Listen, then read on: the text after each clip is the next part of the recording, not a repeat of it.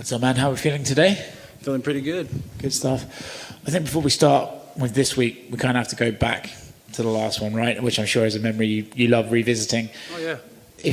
Tell us what happened, not in that fight, but the few days following after, the journey home. What's it like feeling a second loss in a row? Second loss, first time ever being beaten. It was tough. It was a lot of soul searching, a lot of examining my camp, examining myself, examining my mindset, and yeah, it sucked, but it was a blessing in disguise because I was able to get back to what makes me me. I was able to get excited again about fighting and enjoying the whole process of everything. Was that a surprise to you? Because I think most people would imagine with a loss like that, it could actually ruin your motivation to keep fighting. But for you, it really lit a fire. It got you back in there? Yeah, absolutely. The thing is, I didn't perform to my best abilities, and that's what it's all about for me, is performing and loving the performance and going out there and enjoying it and not worrying about the outcome, because the outcome is going to come however it's going to come. You know, God decides that. I decide how I'm going to perform, and I go out there and do my thing. I do my thing, and I'm pretty much impossible to beat. So it was good. Not to rub in the issue, but do you then look at him going, he gets to go and go fight Israel Adesanya, and that's a big fight, and you think, oh man, I could have even beaten Israel more convincing than him, or do you just not even think about that sort of stuff? Yeah, it's none of my business. That's his business. My business is getting back to Dominick Reyes. His business is, being a great champion and defending the light heavyweight division and, putting respect on our division. I respect what he's done and I respect what he's doing. He was ready to be champion. It was time for him to be champion. It wasn't time for me to be champion. So his journey is his and my journey is mine, and that's how I look at it. You talk about your journey now, you got that fire relit underneath you. So how has that manifested itself in this training camp for this particular fight? Oh, it's been a lot of training in the dark, training, not a lot of eyes on me. Everybody kind of wrote me off after the last one. So it's good. I'm able to go back to working in the bunker and building these bombs back up. Do you think that's a good line. Do you think that's maybe there was a thing of after the Jones fight, there was way more attention on you, it's almost too much, and you'd rather be away from that, rather just hone your skills outside of that sort of attention? Yeah, I would agree. I'm a pretty humble guy from a small town. The attention, I lost myself a little bit there. I did. And good to get back to family and my roots, man. Do you think there's also an element of maybe because you feel so strongly that you beat Jon, that you were like an uncrowned champion in your mind, and maybe that could have sort of swayed your attitude in training or in your preparation? Well, not at all. I know I won that fight, period, no matter what. Nobody could ever take that away from me. But that didn't have anything to do with it. The thing that had everything to do with it was things surrounding the camp. I was only a 6-week camp after a 6-month layoff. That's a tough thing to do overall. But not only that, I had things going on in my life and my family, and I wasn't in the right headspace. I wasn't me. I wasn't me at all. I mean, the performance showed. I fought, didn't fight free. I fought timid. I fought, not good. So yeah, fair enough. Well, you didn't fight badly, actually. You did. Well, he looked like he was starting to slow, and then he caught you. Well, yeah, I know, but to your own standards. To my standards, it was not a good fight. Fair enough. When you see this opponent, Jiri, he seems like a bit of a quirky guy. You're fighting on Saturday. When you look at him, and we haven't seen him a lot in the UFC. What are your views? I think he's talented. I think he is athletic. I think he hones the samurai spirit, in my opinion. I feel like he loves being a fighter, and fighting is him. And I respect that. I respect what he's doing. He works very hard. He was smart not coming to the UFC earlier because his skills weren't developed. I still think they're not good enough to beat me. So we'll see. We're going to see. I'm excited about the opportunity. It's one of those things where this guy has all the hype that I once had, and it's an opportunity for me to get it all back. Do you think with beating him, you're right back up there immediately? Absolutely. I mean, I'm number 3 already. I'm already up there. I'm still up there. It's not I'm still number 3. Fair point. But he's coming to fight me. You know, it's not me fighting him. It's him trying to use my name to catapult himself. For me, this is just defending my position and saying, hey, I'm not going anywhere. I'm here, and I'm better than I was. I'm coming back better. I'm a better version of myself. I'm not fizzling out. I'm not going anywhere. I think that's what kind of this is in the eyes of the fans and what's going on. But yeah, he's not. I'm not fighting him. He's fighting me. Well, last thing from me, and probably the most important question: have you seen his haircut? Okay. I have. It's impressive stuff. It's pretty crazy. Dom, how many times have you watched that Jon Jones fight back? We're like 10 times ish. No, maybe less. It's funny because every time I watch, I see something new. I'm like, whoa, wow.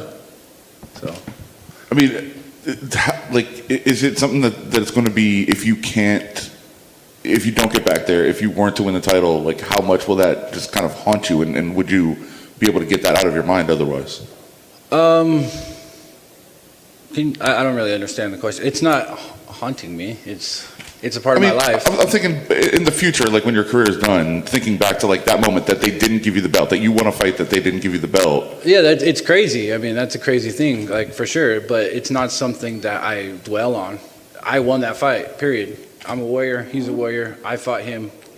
We know what happened that night. Everybody knows what happened that night. Everybody saw it. I know what happened. In my heart, I won. So there's no going back to it. There's no, oh man, if this would have happened, oh, if I would have done this. That's over. That's the past, you know. I'm now fighting Jiri, and now I'm ready. I'm me. I'm back to me. I lost myself after that fight because there was a myriad of things going on, and the attention, and it was constant questions like, what would anything you can do or whatever, like everybody kept trying to bring me back to that, and it was just like, it's over. But I was still holding on to it as well, and now it's over. It's over. Well, I guess, was that a lesson you had to learn then, that you have to just put it behind you and move ahead and do what's in front of you? Well, that's the thing. I was trying to do that, but nobody would let me. Right. Literally, like I was trying, so like I was like, it's over, and every single interview, anybody I talked to, on the street, you won that fight. Like, all right, I know I won that fight. Like, I appreciate you. Thank you, man. I appreciate your support. I really do. But it's over. Like, I know I won, and I appreciate you saying that I won, but I need to focus on this next opponent, right?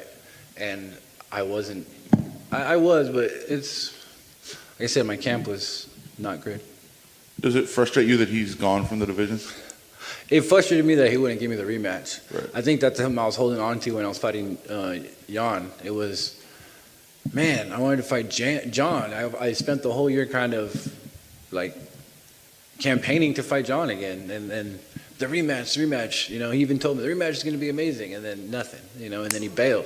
So I was like, damn. Like, and then like, oh, in 6 weeks you're fighting Jan. I'm like, okay, like. That's kind of how it went. Like, and realistically, I wasn't mentally ready for that fight because I was still living in that whole rematch, the saga that we were going to create, and it was going to be epic, and it never happened. Cool. And the last thing, any good documentaries that you've seen lately? Yes. I don't know the name of it, but we need to stop destroying our oceans, for real. It's not cool, man. Overfishing is not okay. Thanks, man. What's it say then to yourself that the UFC, even though coming after those big fights, big losses, but they come back to you again and say, we want you at the top of the bill for this card? What does that say to you and their confidence still in you, and what does that do for your own sense of confidence, knowing that they still have that much belief in you? Well, I know I belong here. They know that the circumstances surrounding the last fight were a little bit wonky. I know. I'm an exciting fighter, bottom line. I usually perform, and even when I don't perform to my best abilities, I put on a show. You know, I went down on my shield last fight. You know, I went down swinging, bottom line. I didn't cower out and just lose and curl up in a ball and be like, oh, just stop the fight. No, I fought to the end. I fought with all my heart that I was capable of at that moment. Well, it wasn't enough, but it was still everything I was capable of, and I'm going to show up and give you everything I got, whether I think it's enough or not, you know?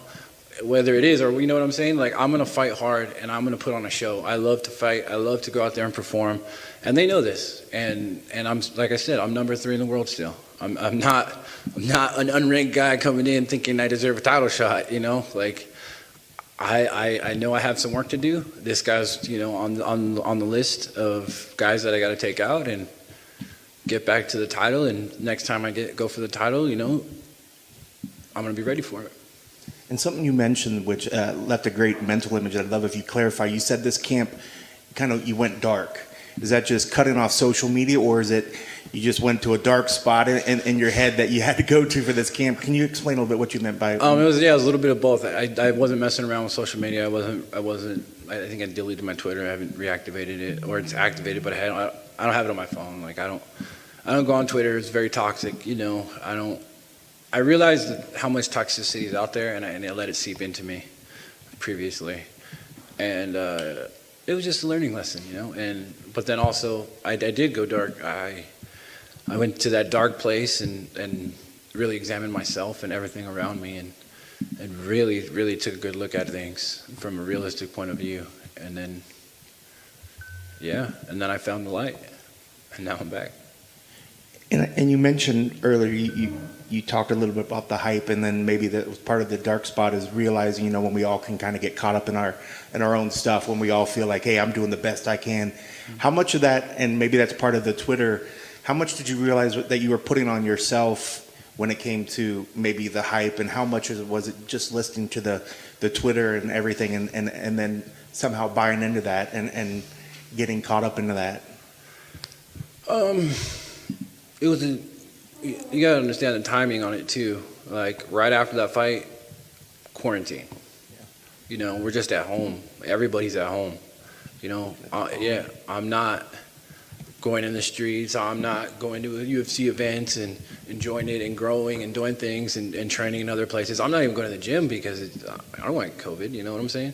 So we're all at home, so everybody's on their phone, everybody's online, everybody's talking, everybody's trash talking this or that, this and this. And it's such a toxic environment. It's so toxic. And I realized that. But I was reading all the comments and getting all involved and replying back to people and replying back to the trolls that were sending me messages like, dude, that's so not good. That's super bad for your mental health. Especially in a sport like this where mental health is 80% of the battle. If you're not mentally there, if you're not 100% ready to go, then man, you're facing a very uphill battle. And that's what I dealt with last fight, and I'm very aware of all of it now. It was like the veil got pulled, and I got to see the other side for how it really is. And I'm like, all right, I know. I take everything for what it is now, and I just enjoy the moments, the little moments. The little things. So does it feel that you're coming into this event a lot lighter, a lot less stuff that's kind of hanging on your shoulders? Absolutely. The weight on me is very minimal. People are like, oh, but if you lose, it'll be 3. I won 17 straight. I lost 3. 2 of them were title fights. 1 of them I didn't even lose. Come on. This is a game of very, very small margins. And if one of those margins catches me, it's not something that I'm going to dwell over. I busted my ass. I'm working my ass. So I'm doing everything I can to be successful, to win. Winning. I love winning. Who doesn't love winning? There's no other feeling on earth like winning in the octagon and getting your hand raised. Literally, I've been in so many other sports. I've done so many action sports and different things, and there's nothing on earth like getting your hand raised in the octagon and defeating another man. It's addicting. And I want to get back to that feeling. And you had said earlier that your opponent was coming in with sort of the samurai mindset.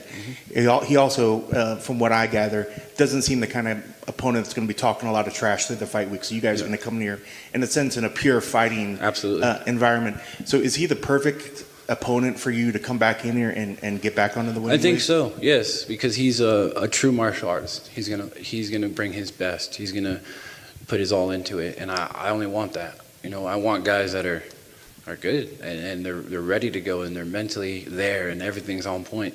Because how am I gonna be like, oh, I'm so proud of this I did this. But that guy was compromised.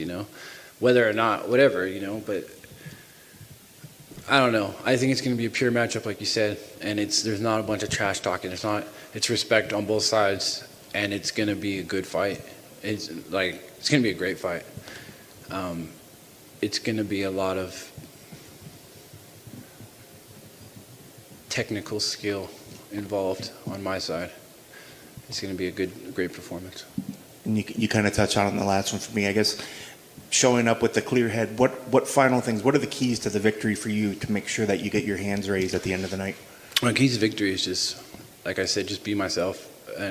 Be Dominick Reyes. Be what got me into the title fight. Be what got me all those finishes. Be the guy that just goes out there and has fun and enjoys his performances. And, you know, one way I could explain it to you is when I fought all my fights, it says for the Jones fight, for the Weidman fight, for everything, when they came to get me to fight, it was, hell yeah, let's go. Like, finally, it's my time. For the last fight, it was, oh, shit, here we go. And that's as subtle and as simple as I could put it. And I'm back to, hell yeah, let's get this.